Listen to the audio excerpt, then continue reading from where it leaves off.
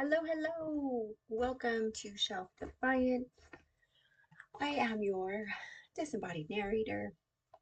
We are continuing on with chapter 8 of Jurgen. I'm sorry, chapter 28. Like I said, 8 there. Chapter 28 of Jurgen of Compromises in Leuke.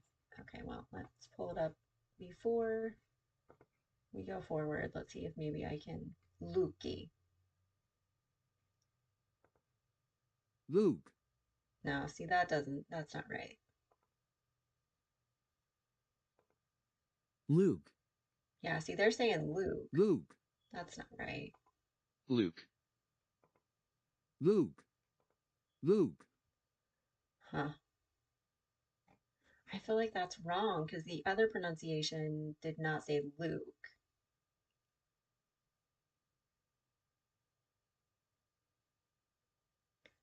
Okay, and then that breakdown is saying Lukey.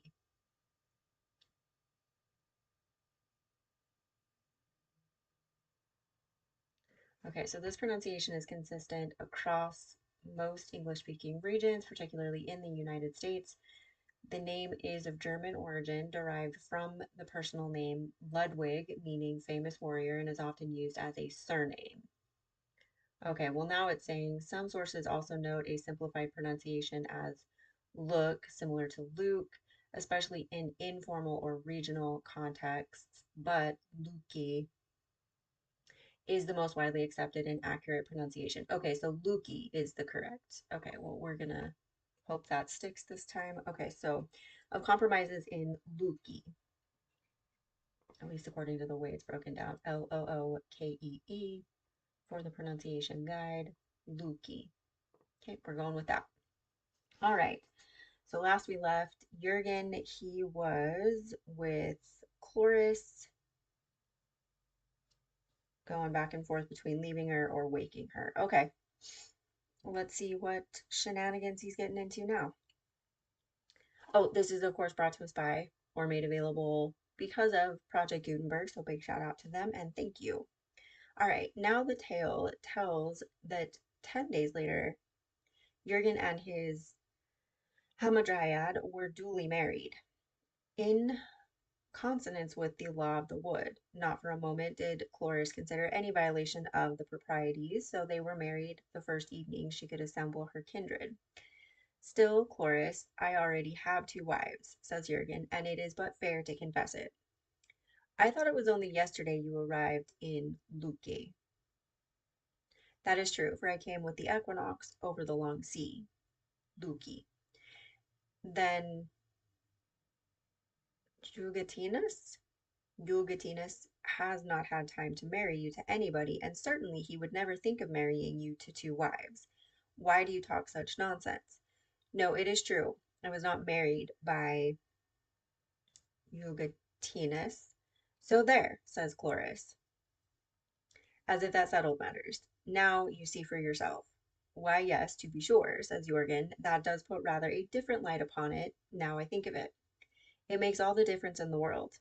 I would hardly go that far. Still, I perceive it makes a difference. Why, you talk as if everybody did not know that Eugatinus marries people. No, dear, let us be fair. I did not say precisely that. And as if everybody was not always married by Eugatinus. Yes, here in Leuke, perhaps, but outside of Leuke, you understand, my darling. But nobody goes outside of Leuke. Nobody ever thinks of leaving Leuke. I never heard such nonsense. Okay, just double checking. Yep, Leuke. Okay, just wanted to reassure myself that I was saying it correctly. You mean nobody ever leaves this island? Nobody that you ever heard of. Of course, there are Lares and Penates with no social position that the kings of Pseudopolis sometimes take a voyaging. Still, the people of other countries do get married. No, Jurgen, says Cloris sadly, it is a rule with Eugatinus never to leave the island, and indeed I am sure he has never even considered such unheard of conduct. So, of course, the people of other countries are not able to get married.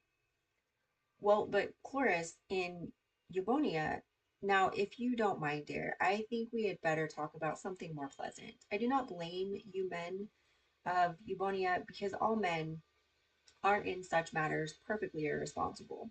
And perhaps it is not altogether the fault of the women either, though I do think any really self respecting woman would have the strength of character to keep out of such irregular relations. And that much I am compelled to say. So do not let us walk any more about these persons. No.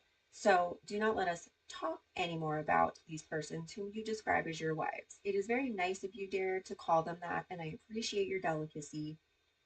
Still, I really do believe we had better talk about something else. Jurgen deliberated.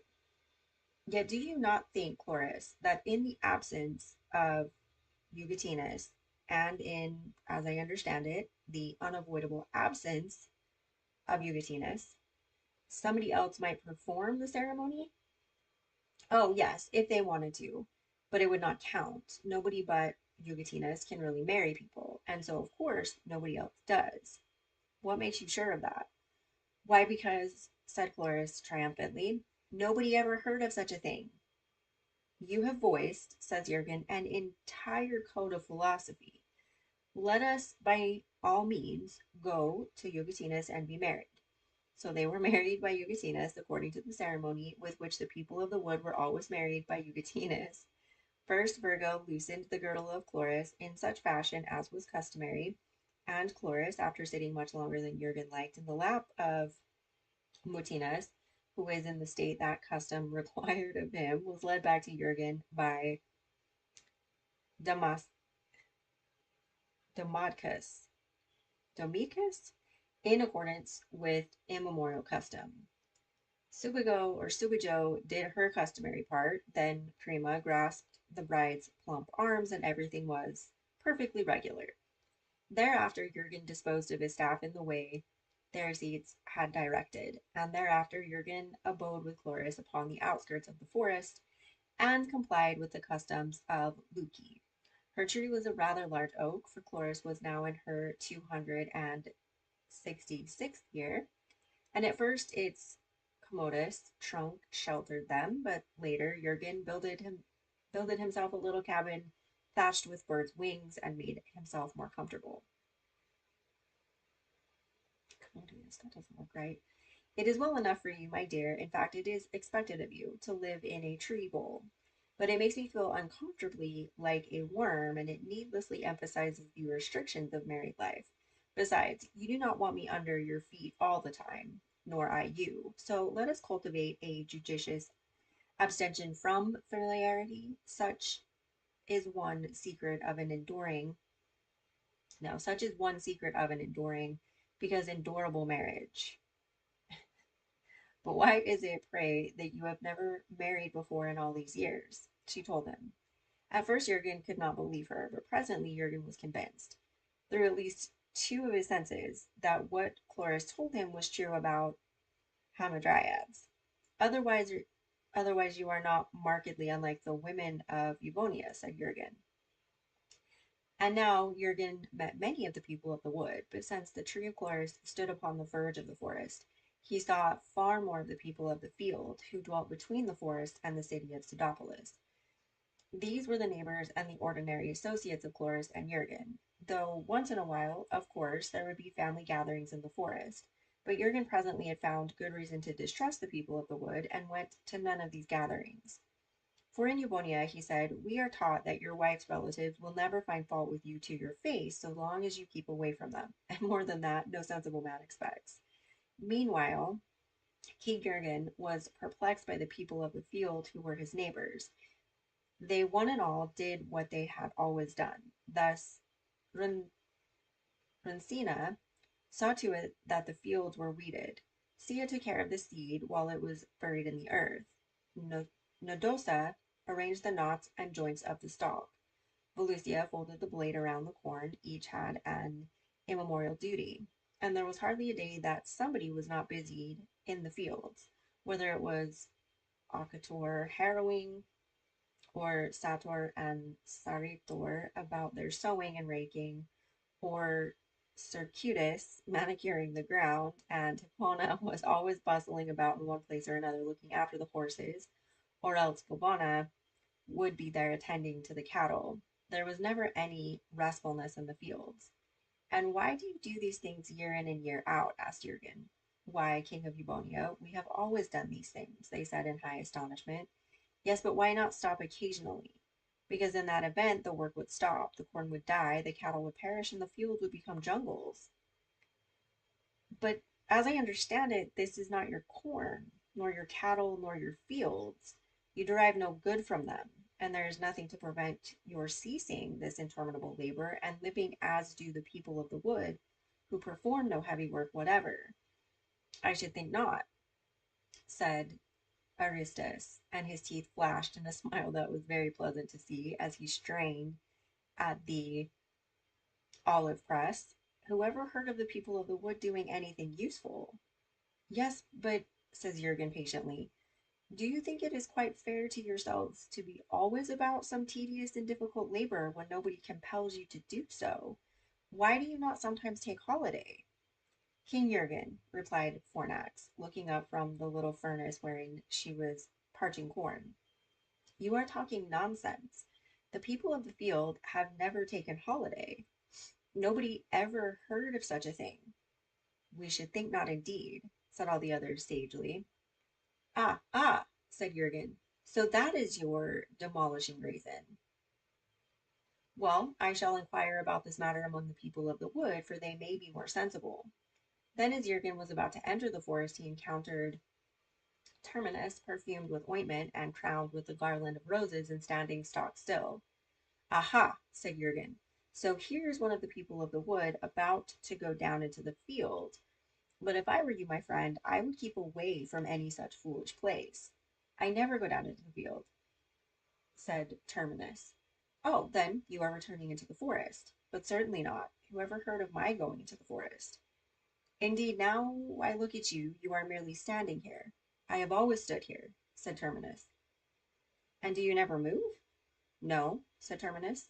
And for what reason?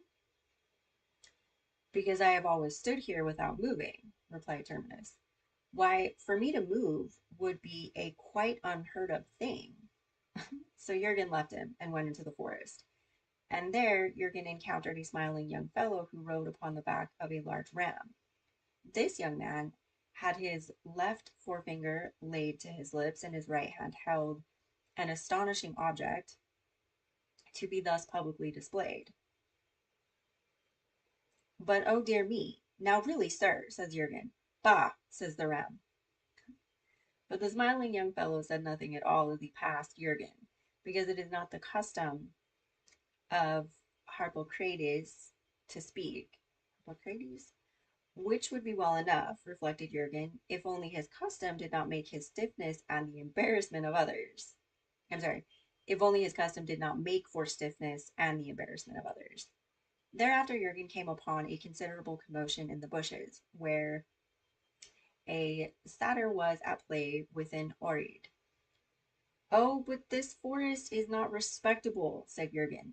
Have you no ethics and morals, you people of the wood? Have you no sense of responsibility whatever, thus to be frolicking on a workday? Why, no, responded the satyr. Of course not. None of my people have such things, and so the natural vocation of all satyrs is that which you are now interrupting. Perhaps you speak the truth, said Jurgen, so you ought to be ashamed of the fact that you are not lying. For a satyr to be ashamed of himself would be indeed an unheard of thing. Now go away, you in the glittering shirt, for we are studying eudaimonism, and you are talking nonsense, and I am busy, and you annoy me, said the satyr. Well, but in Cogni, said Jurgen, this eudaimonism was considered an indoor diversion. And did you ever hear of a satyr going indoors? Why, save us from all hurt and harm, but what has that to do with it? Do not try to equivocate, you shining idiot. For now you see for yourself you are talking nonsense, and I repeat that such unheard of nonsense irritates me, said the satyr. Jored said nothing at all, But she too looked annoyed, and Jurgen reflected that it was probably not the custom of Orids to be rescued from the eudaimonisms of satyrs. So Jurgen left them, and yet deeper in the forest he found a bald headed, squat old man with a big paunch and a flat red nose and very small bleared eyes. Now the old fellow was so helplessly drunk that he could not walk. Instead, he sat upon the ground and leaned against a tree bole. This is a very disgusting state for you to be in so early in the morning, observed Jurgen. But Silenus is always drunk, the bald headed man responded with a dignified hiccup. So here's another one of you. Well, and why are you always drunk, Silenus? Because Silenus is the wisest of the people of the wood. But I apologize. For here at last is somebody with a plausible excuse for his daily employment. Now then, Silenus, since you are so wise, come, tell me, is it really the best fate for a man to be drunk always? Not at all. Drunkenness is a joy reserved for the gods. So do men partake of it impiously, and so are they very properly punished for their audacity. For men, it is best of all never to be born, but being born to die very quickly. Ah, yes, but failing either, the third best thing for a man is to do that which seems expected of him, replied Silenus. But that is the law of Philistia, and with Philistia they inform me Pseudopolis is at war. Silenus meditated. Jurgen had discovered an uncomfortable thing about this old fellow, and it was that his small bleared eyes did not blink, nor the lids twitch at all. His eyes moved as through magic the eyes of a painted statue might move horribly under quite motionless red lids. Therefore, it was uncomfortable when those eyes moved toward you. Young fellow in the glittering shirt, I will tell you a secret. And it is that the Philistinians were created after the image of Koshe, who made some things as they are. Do you think upon that? So the Philistines do that which seems expected, and the people of Leuke were created after the image of Koshe, who made yet another, uh, who made yet other things as they are. Therefore, do the people of Leuke do that which is customary, adhering to classical tradition? Do you think upon that also? Then do you pick your side in this war, remembering that you side with stupidity either way. And when that happens, which will happen, do you remember how Silenus foretold to you precisely what would happen a long while before it happened? Because Silenus was so old and so wise and so very disreputably drunk and so very, very sleepy. Yes, certainly, Silenus, but how will this war end? Dullness will conquer dullness, and it will not matter. Ah, yes, but what will become in all this fighting of Jurgen? That will not matter either, said Silenus comfortably. Nobody will bother about you. And with that, he closed his horrible bleared eyes and went to sleep. So Jurgen left the old tippler and started to leave the forest also. For undoubtedly, all the people in Leuke are resolute to do that which is customary, reflected Jurgen, for the unarguable reason it is their custom and has always been their custom, and they will not desist from these practices when the cat eats acorns, but not before. So it is the part of wisdom to inquire no further into the matter. For after all, these people may be right, and certainly I cannot go so far as to say they are wrong, Jurgen shrugged. But still, at the same time, now in returning to his cabin, Jurgen heard a frightful sort of yowling and screeching as of mad people. Hail, daughter of various formed Protagonus, thou that takest joy in mountains and battles, and in the beating of the drum. Hail, thou deceitful Saviour, mother of all gods, that comest now, pleased with long wanderings to be propitious to us. But the uproar was becoming so increasingly unpleasant that Jurgen at this point withdrew into a thicket, and thence he witnessed the passing through the woods of a notable procession. There were features connected with this procession sufficiently unusual to cause Jurgen to vow that the desiderated moment wherein he walked unheard from the forest would mark the termination of his last visit thereto. Then amazement tripped up the heels of terror. For now past Mother Soreda, or as Anatius had called her, Astrid, today, in place of a towel about her head, she wore a species of crown shaped like a circlet of crumbling towers. She carried a large key, and her chariot was drawn by 2 lions. She was attended by howling persons with shaved heads, and it was apparent that these persons had parted with possessions which Jurgen valued. This is undoubtedly, he said, a most unwholesome forest. Jurgen inquired about this procession later, and from Chloris he got informed, which surprised him. And these are the beings who I had thought were poetic ornaments of speech. But what is the old lady doing in such high company? He described Mother Soreda, and Chloris told him who this was. Now Jurgen shook his sleek black head. Behold another mystery.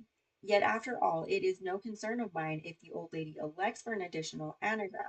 I should be the last person to criticize her, inasmuch as to me she has been more than generous. Well, I shall preserve her friendship by the infallible recipe of keeping out of her way. Oh, but I shall certainly keep out of her way now that I have perceived what is done to the men who serve her. And after that, Jurgen and Chloris lived very pleasantly together, though Jurgen began to find his hamadryad a trifle unperceptive, if not actually obtuse. She does not understand me, and she does not always treat my superior wisdom quite respectfully. That is unfair. But it seems to be an unavoidable feature of married life. Besides, if any woman had ever understood me, she would, in self protection, have refused to marry me. In any case, Chloris is a dear brown plump, delicious partridge of a darling, and cleverness in women is, after all, a virtue misplaced. Oof, really not liking Jurgen right now. And Jurgen did not return into the woods, nor did he go down into the city. Neither the people of the field nor of the wood, of course, ever went within city gates. But I would think that you would like to see the fine sights of Pseudopolis, said Chloris, and that fine queen of theirs, she added, almost as though she spoke without premeditation. Woman dear, says Jurgen, I do not wish to appear boastful, but in Eubonia now, well, really some day we must return to my kingdom, and you shall inspect for yourself a dozen or two of my cities, Ziph and Eglinton, and Poissux and Gadsden and Barumberg, at all events. And then you will concede with me that this little village of Pseudopolis, while well enough in its way, and Jurgen shrugged, but as for saying more, sometimes, said Chloris, I wonder if there is any such place as your fine kingdom of Eubonia, for certainly it grows larger and more splendid every time you talk of it. Now can it be, asks Jurgen, more hurt than angry, that you suspect me of uncandid dealing, and in short, of being an impostor?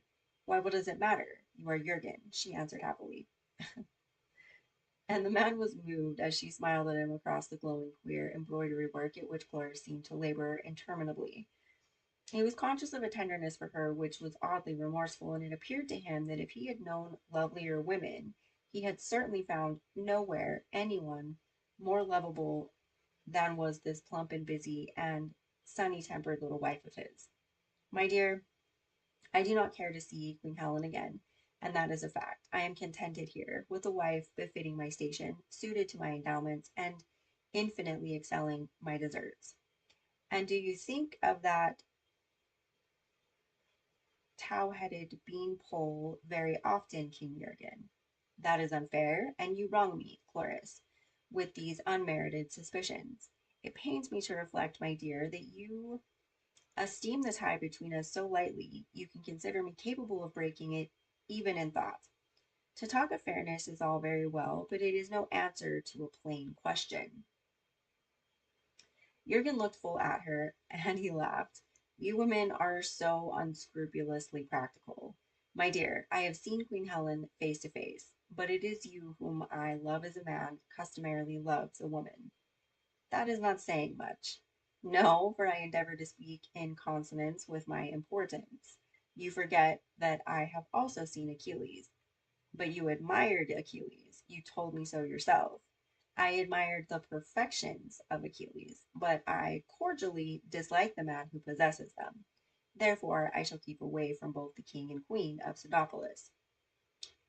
Yet you will not go into the woods either, Jurgen. Not after what I have witnessed there, said Jurgen with an exaggerated shudder that was not very much exaggerated. Now Chloris laughed, and quitted her queer embroidery in order to rumple up his hair.